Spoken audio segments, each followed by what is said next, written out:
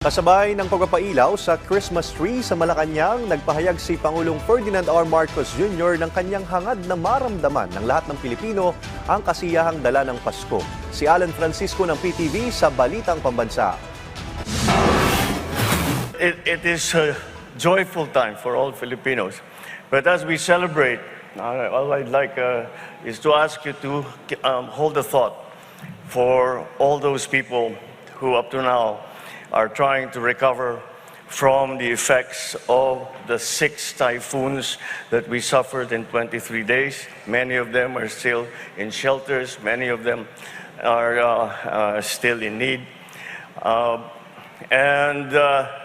of these disasters, like I just came and saw some victims of fires.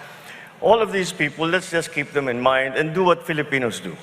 Let's help each other.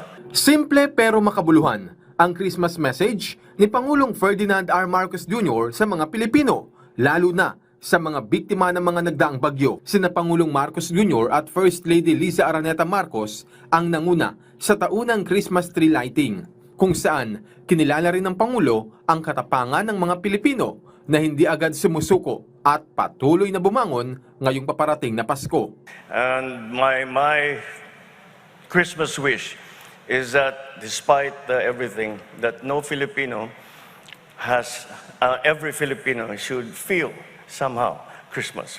Because after all, no matter how many typhoons they throw at us, no matter how many problems are thrown at us, there's nothing that will quench the Christmas spirit in the Filipino heart. In every child, man, woman, Filipino, hindi mo na matatanggal sa Pilipinas yan. Tampok din sa programa ang pagkilala sa mga nagwagi sa ikatlong taon ng isang bituin, isang mithiin. Ito'y nationwide lantern making contest sa iba't ibang state colleges and universities sa bansa, na layong bigyang pugay ang talento ng mga Pilipino sa paglikha ng mga parol.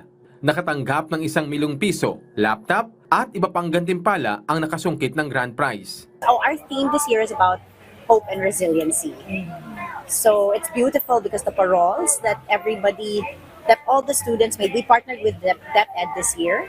Tinanghal din ang Puso ng Pasko na 1 oras na ballet ng Alice Reyes dance performance. Exciting ang bawat indak na sinabayan yan ng mga musika ni Master Ryan Cayabyab. My experience here is really good. So dun po sa ballet, I really liked it because my sister also dances, and also I felt the spirit of Christmas. Sobrang ganda po ng performance ng mga tao pong nag-perform sa stage. Sobrang ganda po, sobrang napakanga po nila ako. Naghandog din ng Christmas caroling ang tinaguriang Father of Christmas Songs na si Jose Marichan. Kasama niya ang Pinoy theater actress na si Carla La Forteza. Proyekto ang event ng Office of the President at Social Secretary Office. Mula sa PTV, Alan Francisco, Balitang Pambansa.